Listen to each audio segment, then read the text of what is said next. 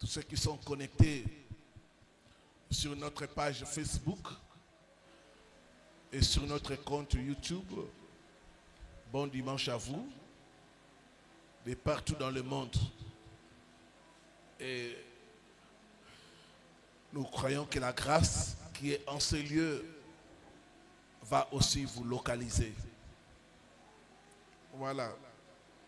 Nous sommes en train de continuer notre programme de jeûne et prière. Nous sommes à notre 8e journée de jeûne et prière. Je ne sais pas si tu es comme moi, je me sens souple, bien que je suis encore faible, mais je me sens vraiment souple. Amen. Vraiment, ces jeûnes de légumes et de fruits, vraiment, ça contribue vraiment à notre santé. Amen. Gloire au Seigneur. Que Dieu soit loué.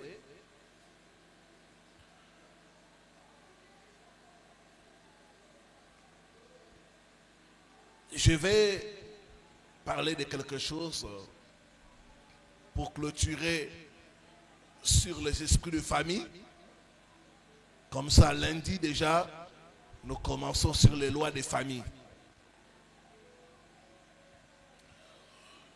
Alors, ce matin, je vais parler sur la famille des Récabites.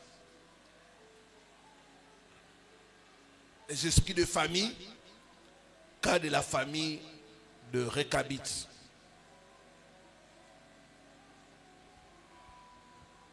Ou la malédiction de pauvreté. Tu peux aussi écrire la malédiction de pauvreté. Alors prends avec moi la parole de Dieu. Nous allons faire une longue lecture. Jérémie, chapitre 35, du 1er au 10e verset.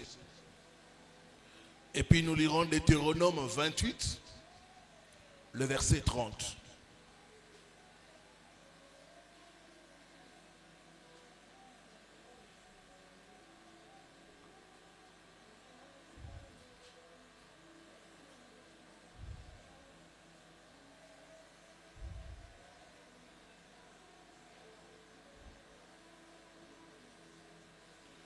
Livre du prophète Jérémie, le chapitre 35, du 1er au 10e verset.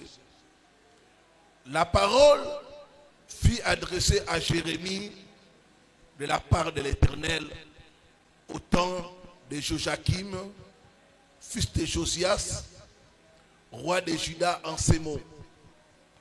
Va à la maison de Récabites et parle-leur. Tu les conduiras à la maison de l'Éternel, dans une des chambres, et tu leur offriras du vin à boire. Et tu leur offriras du vin à boire. J'ai pris Jassania, fils de Jérémie, fils de Abazinia, ses frères, tous ses fils et toute la maison de Récabites. Je les conduisis à la maison de l'Éternel, dans la chambre des fils de Hanan, fils de Jigadia, homme de Dieu, près de la chambre des chefs, au-dessus de la chambre de Masséja, fils de Shaloum, garde du seuil. J'ai mis devant le fils de la maison de Récabites des coupes pleines de vin et des calices. Et je leur dis, buvez du vin. Et je leur dis, buvez du vin. Mais il répondit, nous ne buvons pas de vin. Car Jonadab, fils de Récab, notre père, nous a donné cet ordre. vous ne boirez jamais du vin, ni vous, ni vos fils. Et vous ne bâtirez point de maison. Vous ne sèmerez aucune semence. Vous ne planterez point de vigne. Et vous n'en posséderez point. Mais vous habiterez sous des tentes toute votre vie, afin que vous viviez longtemps dans le pays où vous êtes étrangers. Nous obéissons à tout ce que nous a prescrit Jonadab, fils de Rekab, notre père. Nous ne buvons pas de vin pendant toute notre vie. Nous, nos femmes, nos fils et nos filles. Nous ne bâtissons point de maison pour nos demeures. Et nous ne possédons ni vigne, ni champ, ni terre ensemencée. Mais nous habitons sous des tentes et nous suivons et pratiquons tout ce que nous a prescrit Jonadab, notre père. Amen. Deutéronome 28, le verset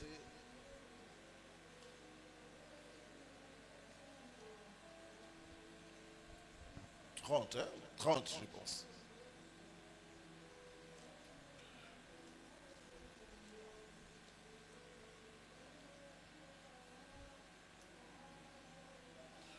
Le verset 30. Deutéronome 28, le verset 30.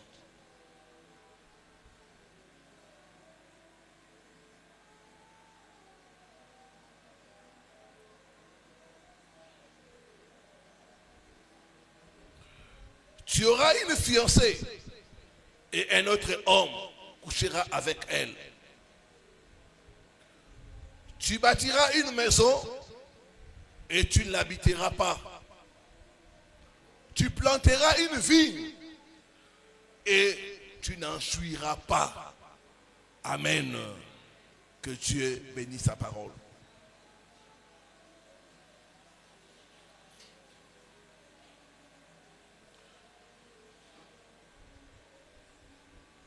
Les esprits de famille, cas de la famille des Récabites.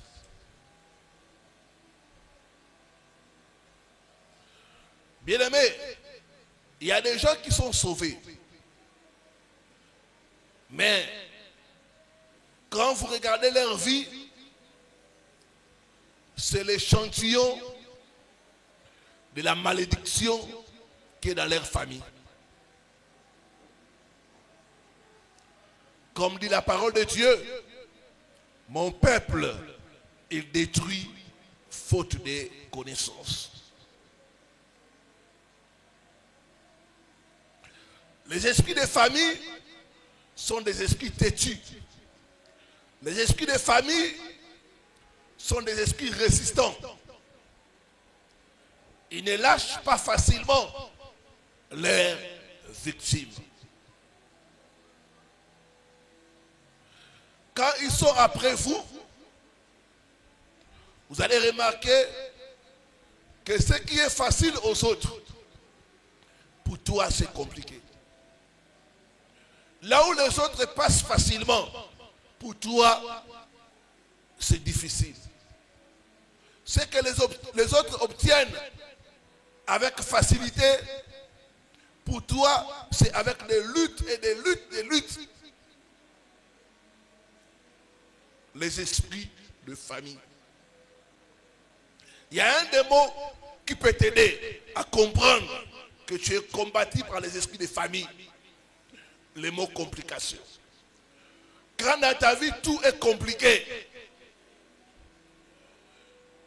ça c'est un des signes que tu es combattu par des esprits de ta famille.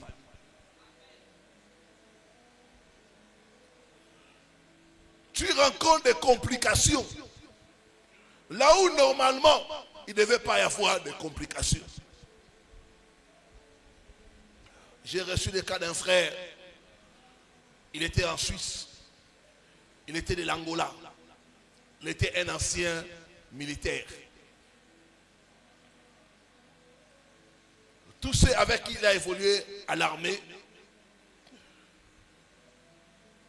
ont été payés. Il y a un décret qu'avait pris le président de l'Angola pour payer tous les ex-militaires. On leur a donné leur indemnité.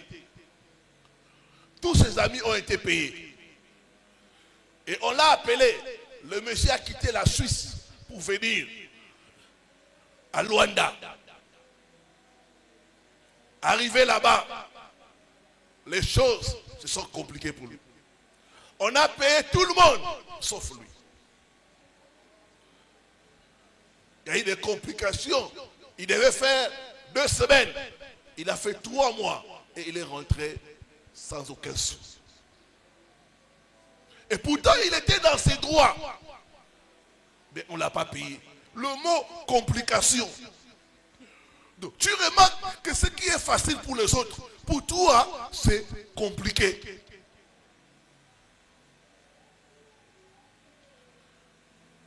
Est-ce que quelqu'un est en train de m'entendre?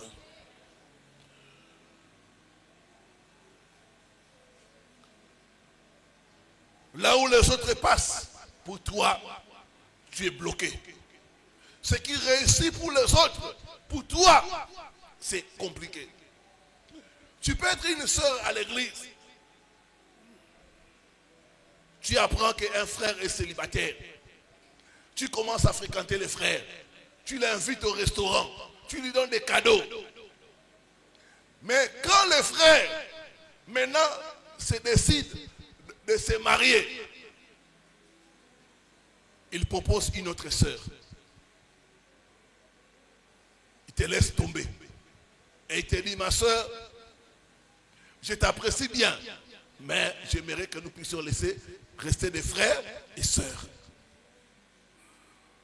Le problème, c'est quoi? C'est parce que sur toi, il y a un esprit de famille qui a dit pas de mariage.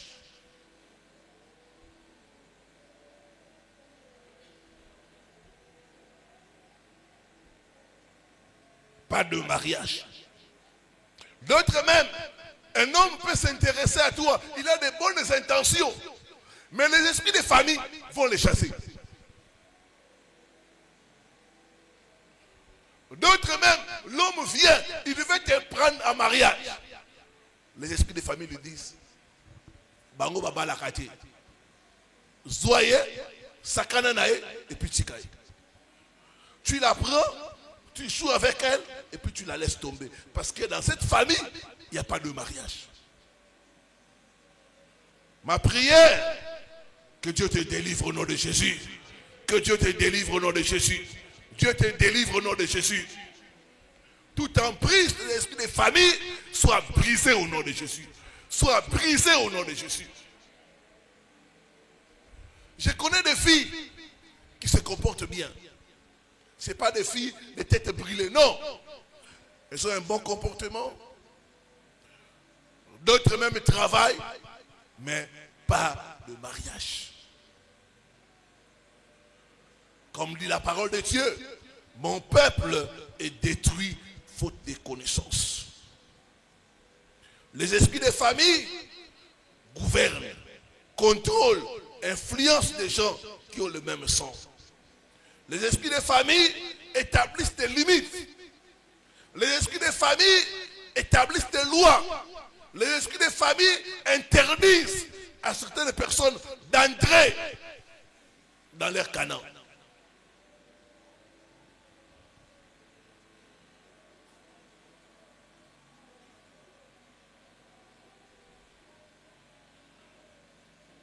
Ma prière est que Dieu te délivre au nom de Jésus. Que Dieu te délivre au nom de Jésus. Dans notre texte que nous venons de lire,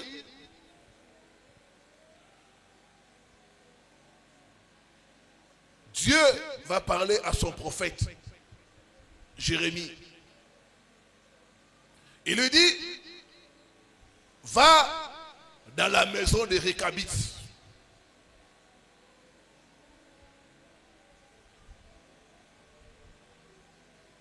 Jérémie est allé. il avait la parole de l'Éternel. Il est allé dans cette maison-là, dans cette famille, avec l'ainsi dit l'Éternel. Mais ce qui est étonnant, c'est que personne ne l'a écouté. Bien qu'ayant la parole de l'Éternel, les membres des familles des Récabites ne l'ont pas écouté. Ils reconnaissaient que Jérémie était un prophète. Ils l'ont même suivi jusqu'au temple, mais ils ne l'ont pas écouté. Donc, première chose, quand ces esprits sont en train d'opérer dans une famille, on va constater la surdité et l'aveuglement spirituel. La surdité et l'aveuglement spirituel.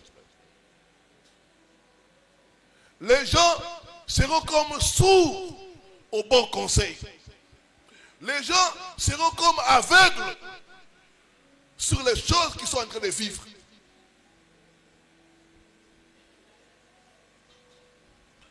Pourquoi? Parce que le diable sait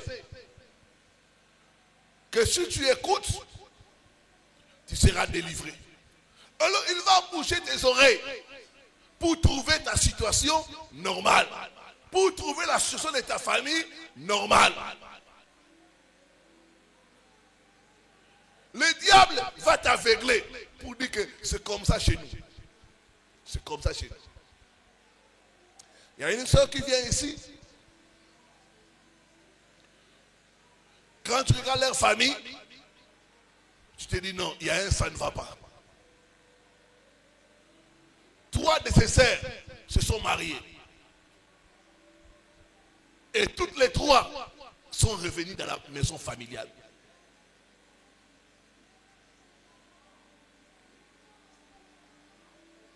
L'une divorcée. Les deux autres là, les hommes ont été fauchés. Pas d'argent pour louer. Ils sont revenus dans la maison familiale. Un de leurs frères qui était parti, il s'est marié. La femme a confisqué les enfants. Il est aussi retourné là-bas. Vous voyez, toute la famille, les gens retournent à la maison familiale. Ils retournent avec leurs enfants et leurs maris. La Bible dit qui est aveugle si ce n'est mon serviteur. Donc le diable sait que si tu vois la situation de ta famille, tu vas te révolter. Il va t'aveugler. Et la sœur là trouve ça normal.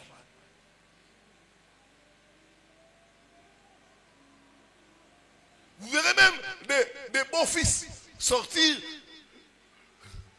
même porte que des beaux parents. Normal. C'est comme ça. Les enfants et les petits-enfants sont tous entassés. Ma prière pendant ce 21 jours, que tout aveuglement soit brisé au nom de Jésus. Tout aveuglement soit brisé au nom de Jésus. Toute surdité spirituelle soit brisée au nom de Jésus. Dieu va t'ouvrir les yeux. Tu vas voir la situation de ta famille et tu vas te fâcher. Non, c'est pas normal. C'est pas normal que nous tous dans la famille, que nous puissions tomber dans les mêmes trous. C'est pas normal que nous tous, nous puissions partir et revenir toujours à la maison familiale. Non, c'est pas normal. C'est pas normal. Nous avons terminé des études, nous sommes à 5, 6 et aucun ne travaille. C'est pas normal.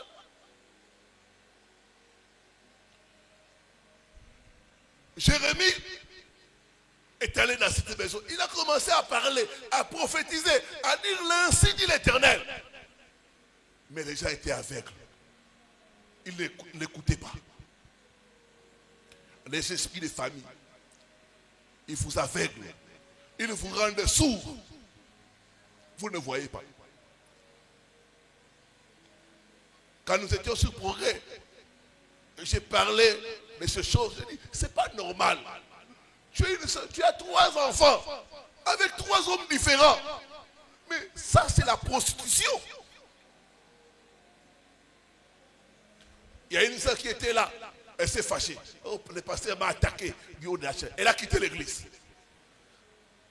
Il y a des gens qui sont aveugles, qui veulent rester dans leur situation au lieu de chercher la sortie. Les esprits de famille. Que l'aveuglement tombe au nom de Jésus. Que la cécité spirituelle tombe au nom de Jésus. Quelqu'un pendant ces 21 jours va se fâcher pour dire que trop, c'est trop. Il faut que les choses changent.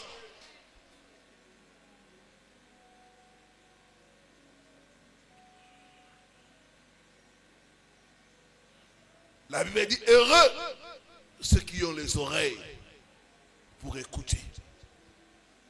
Heureux ceux qui ont les yeux pour voir. Parce qu'il y en a qui ont des oreilles, mais qui n'écoutent pas. Il y en a qui ont les yeux, mais qui ne voient pas.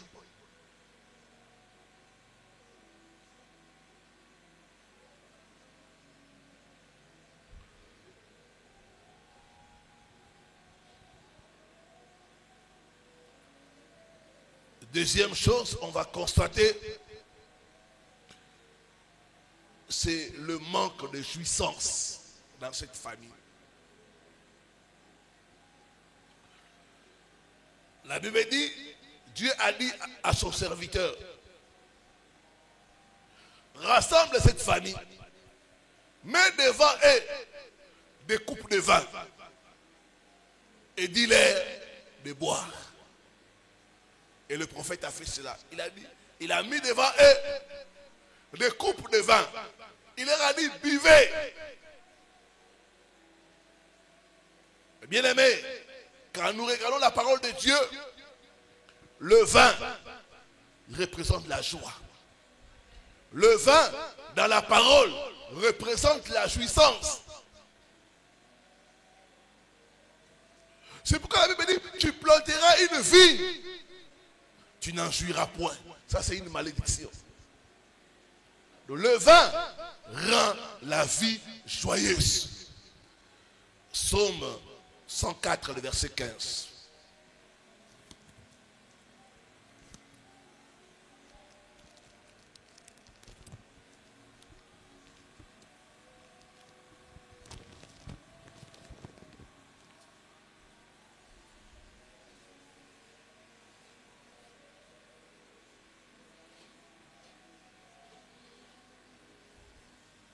Psaume 104, le verset 15.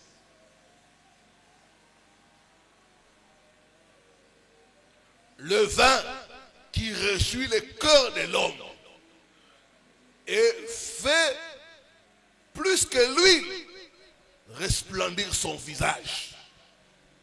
Et le pain qui soutient le cœur de l'homme. Le vin réjouit le cœur de l'homme.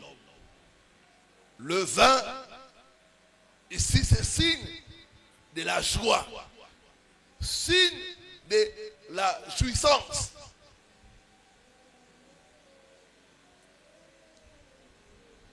Quand le prophète a mis des coupes de vin, il leur a dit, c'est Dieu qui vous dit, buvez le vin. Ils ont dit, nous ne pouvons pas boire. Notre Père nous a interdit de boire. Vous devez savoir que les esprits de famille introduisent des interdictions. Ils peuvent vous interdire la joie. C'est ainsi que vous avez certaines familles où ces esprits sont en train d'agir comme des voleurs de joie. Dans notre famille, ces esprits agissent comme des tueurs de joie.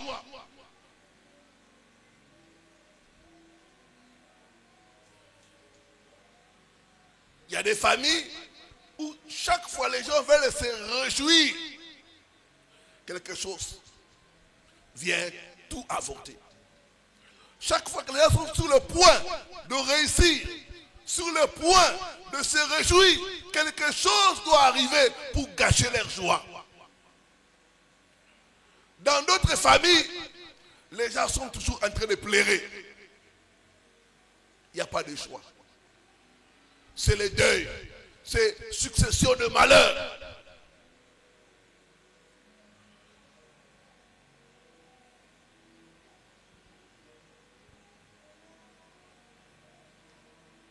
Nous ne pouvons pas boire. On nous a interdit de boire. Dans certaines familles, c'est le pleur, le deuil, les séparations, les échecs.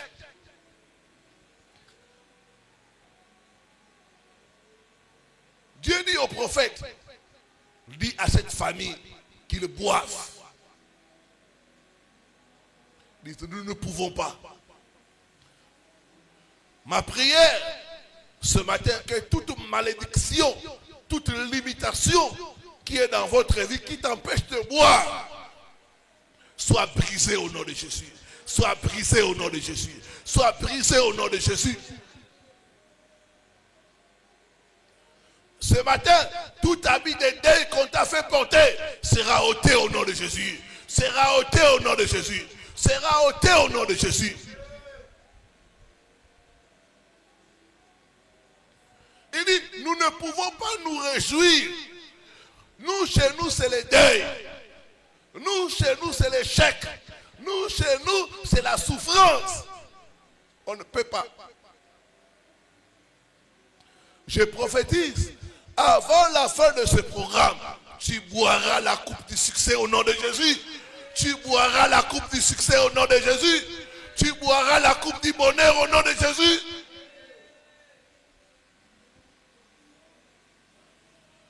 Cette interdiction de joie est élevée au nom de Jésus. Élevée au nom de Jésus. Élevée au nom de Jésus. Élevée au nom de Jésus.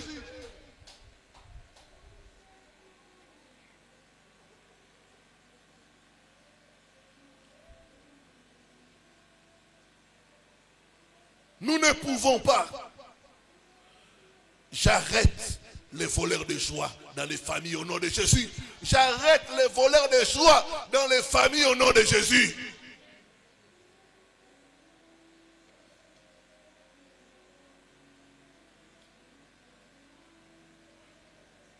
Vous savez qu'il y a certaines familles, quand les gens se réunissent, vous savez que c'est pour les deuils. Quand ils se réunissent, c'est toujours pour de mauvaises choses. Tu verras les gens se réunissent. Ah, on a engrossé notre fille. Hein. Maintenant, le monsieur là n'a pas de possibilité.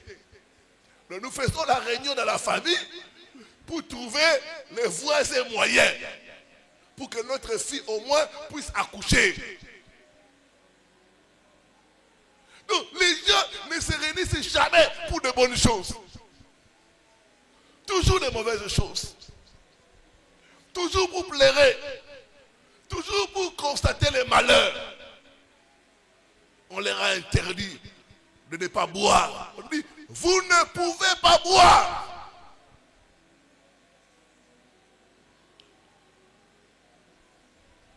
Les récabites, ils doivent pleurer. Ils doivent souffrir. Ils doivent être tristes. Jamais dans la joie. J'ai parlé de ces choses et une soeur m'a dit, pasteur, ça c'est ma vie. On m'a interdit d'être heureuse. Et je me dis que le jour où je serai heureuse, ça sera le jour de ma mort. Ma vie, c'est tristesse. Ma vie, c'est combat. Ma vie, rien ne marche. Ils ont dit, nous ne pouvons pas boire. On nous a interdit. On nous a interdit. Que toute interdiction soit levée au nom de Jésus. Que toute interdiction soit levée au nom de Jésus. Dans de telles familles, tu peux te marier. Mais le mariage devient l'enfer. Tu as le travail. c'est des problèmes. Des problèmes sur problèmes. Jusqu'à ce que tu es viré du travail sans raison valable.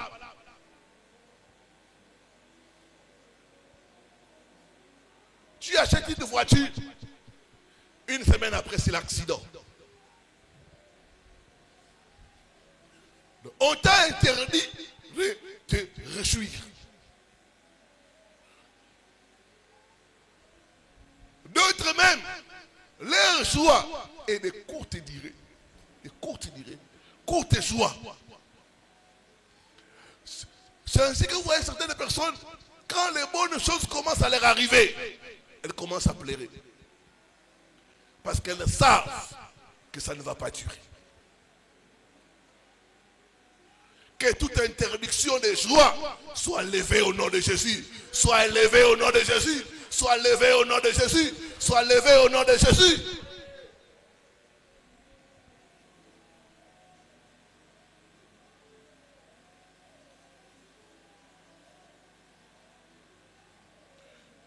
Tout esprit de rôle qui tue les bonnes choses, quand ça commence à prendre forme, je détruis cela au nom de Jésus. Je détruis cela au nom de Jésus. Je détruis cela au nom de Jésus. J'ai reçu le cas d'une soeur. Elle, quand il y a une opportunité, elle tombe malade. Même quand un homme la propose en mariage, après quelques semaines, elle tombe malade. Elle commence à être malade. Dit pasteur, jusqu'à ce qu'un jour, j'ai rencontré un homme qui voulait m'épouser. J'ai commencé à tomber malade, à tomber malade. J'ai fait presque 6 mois de maladie. Et l'homme était découragé. Il dit, cette femme, si je la marie, en tout cas, je vais souffrir. Je préfère rompre la relation. Quand l'homme est parti, sa santé est redevenue normale. Elle trouve un travail. Les semaines qui suivent, elle est malade. La santé ne répond pas. Que toute interdiction de joie soit levée au nom de Jésus. Soit levée au nom de Jésus. Soit levée au nom de Jésus.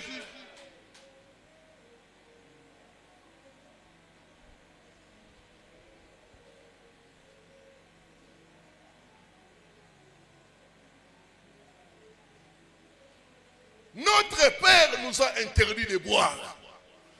Dans Deutéronome 28, on dit, tu auras une fiancée et un autre couchera avec elle. C'est quelque chose qui doit te faire mal dans le cœur. Déception. Il y a des gens, leur vie est remplie de déception. Déception.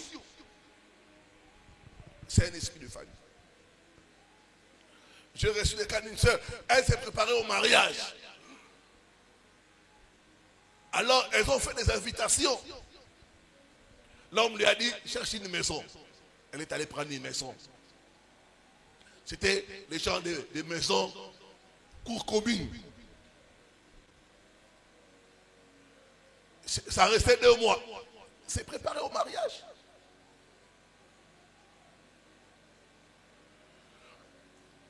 Et là, dans la parcelle là, la maman Baérès avait ses filles qui n'étaient pas mariées. Quand l'homme entre là-bas, la femme attend chez elle le mariage. Ses filles ont commencé à mettre de l'eau à l'homme là, comme il était célibataire, pour se laver. Ils ont commencé à lui rendre des petits services. Toto, je vais acheter pour toi les unités. Tonton, au lieu de te déplacer, j'ai mis pour toi de l'eau pour te laver. Tonton, n'a-t-il au moins un moto?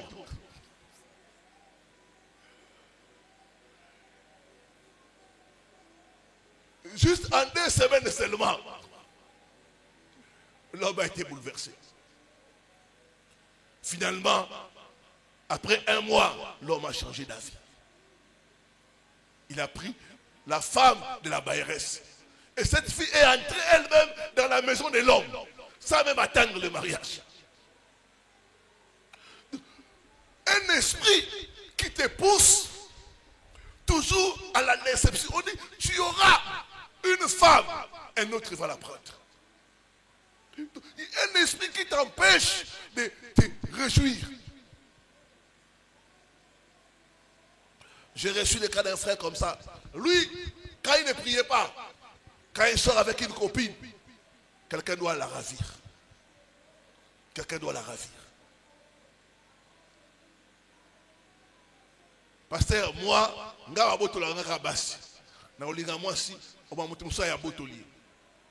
je peux aimer une femme. Quelqu'un vient, il ravit cette femme-là. Et ses frères s'est marié. Comme il y avait cet esprit qui interdit la joie, un homme a fait fuir sa femme de la maison, du toit conjugal. On lui a ravi sa femme. Tout esprit qui t'interdit la joie, je l'arrête et je le chasse au nom de Jésus. Que Hérode te libère au nom de Jésus. Que l'esprit d'Hérode te libère au nom de Jésus. On dit tu construiras une maison, tu n'y habiteras point. Tu construis, tu vois la maison là, pour habiter. Tu n'arrives pas à habiter. Et il y a des gens comme ça qui construisent des maisons, mais qui n'y habitent pas. Quand j'étais à Bukavu, j'ai vu quelqu'un qui avait construit un immeuble. Les travaux étaient presque finis. Un jour, le monsieur monte les escaliers au niveau du 3e niveau. Il est en train de regarder. Ici, il faut faire ceci. Il faut faire ceci. Et le monsieur a glissé du 3e immeuble jusqu'en bas. Et il est mort sur place. Il n'a pas habité la maison. Vous construirez une maison, vous n'y habiterez point. Vous aurez une vigne, vous n'allez pas en jouir. Tout esprit qui cause ces choses-là, toute malédiction, je brise cela au nom de Jésus. Sois libéré, sois libéré. Que ta famille soit libérée au nom de Jésus. Que ta famille soit libérée au nom de Jésus.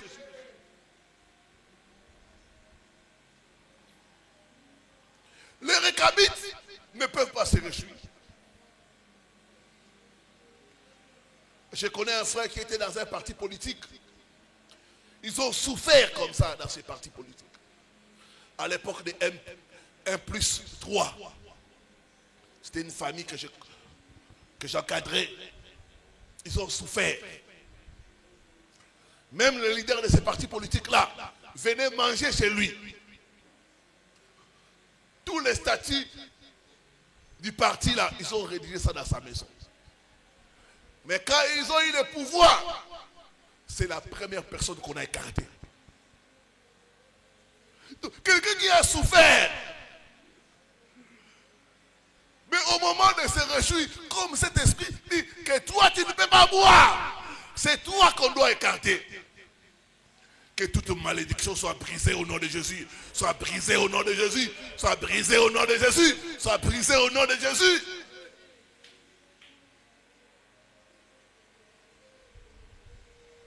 Je connais des femmes qui ont souffert pour un homme. Une femme que je reçois, il a souffert pour l'homme. Il dit, pasteur, na côté kalanga passe, na aidé moi dans ma classe, assisi ma classe, na mbongo nanga. J'ai aidé l'homme à payer les études. Mais quand il finit les études, les jours de la collation, j'ai dit à tout le monde de ma famille, nous allons aller fêter pour mon mari. J'arrive là, les jours de la collation, au lieu de venir m'embrasser, c'est une autre femme.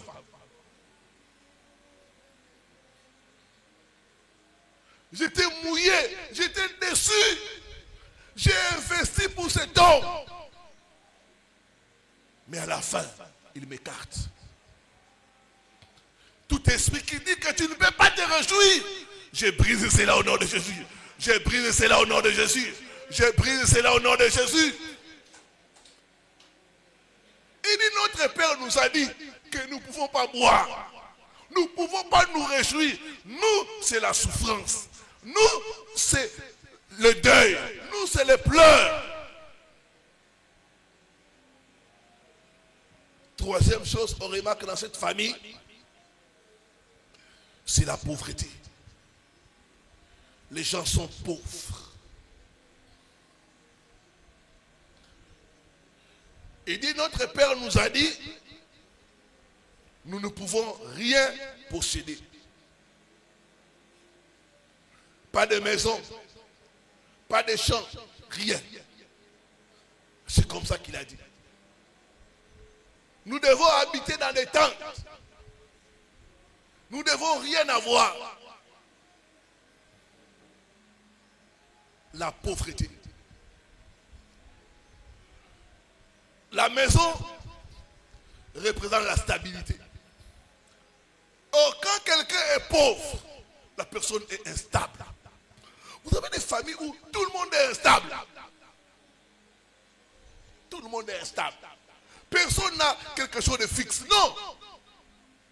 Tout le monde est instable. Personne ne peut aider l'autre. Toute malédiction de pauvreté soit brisée au nom de Jésus. Soit brisée au nom de Jésus. Tout esprit qui dit que toi tu ne peux rien posséder, je lis cet esprit, je le chasse au nom de Jésus. Il y a des gens qui peuvent faire 20 ans, 30 ans, ils n'ont rien, même pas un lit. Vous savez, à une ancienne époque là, ici à Kinshasa, quand quelqu'un mourait, on faisait sortir son lit. On le pleurait avec son lit. Et il y avait des gens, quand ils meurent comme ça, c'est terrible parce que la personne n'a même pas le lit. On doit emprunter un autre lit pour le mettre. Que l'esprit de pauvreté quitte ta famille au nom de Jésus. Que l'esprit de pauvreté quitte ta vie, ta famille au nom de Jésus. J'ai reçu le cas d'un frère qui a 20 ans en Europe. Pas même un vélo. Rien. Rien. Même pas quelque chose dans mon compte. Rien. Ça, c'est l'esprit de pauvreté. On dit, vous ne posséderez rien.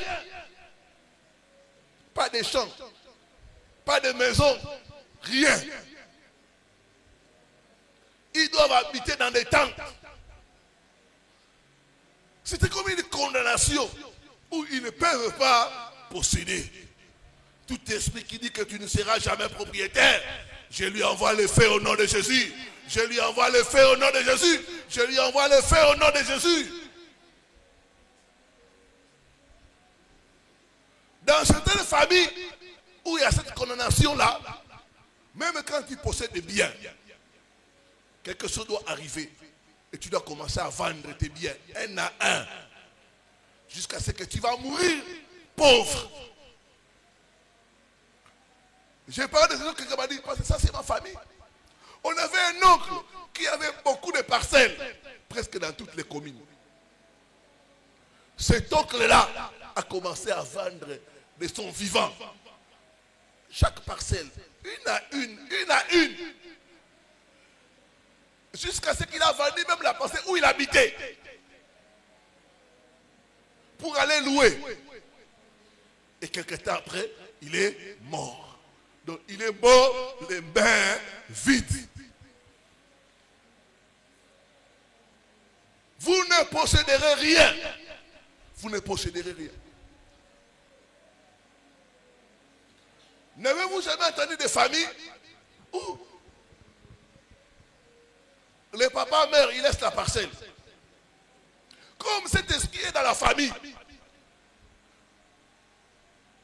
Pendant le deuil là, avant même qu'on enterre la personne, les enfants commencent déjà à vendre des biens. L'autre là, la voiture là, il y a des gens qui viennent déjà regarder. L'autre, pendant que le corps n'est pas encore enterré, il y a des gens qui viennent visiter la maison. Ça c'est combien? Ouais. c'est bon. Avant même que la personne soit enterrée, tous ces biens sont vendus, liquidés un à un. Et avec cet argent-là, les gens ne font rien. Pourquoi? Parce que c'est une condamnation spirituelle. Que toute condamnation à la pauvreté soit levée au nom de Jésus. Soit levée au nom de Jésus. Soit levée au nom de Jésus. Soit levée au nom de Jésus.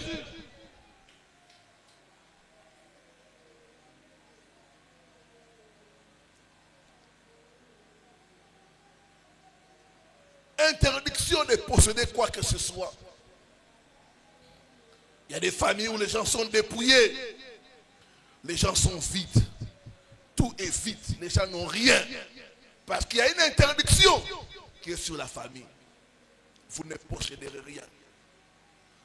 Que toute loi soit levée au nom de Jésus. Toute interdiction soit levée au nom de Jésus. Que Dieu entre dans ta famille. Que Dieu entre dans ta famille. Qu'il brise le règne des esprits de famille. Au nom de Jésus. Que Dieu bénisse sa parole.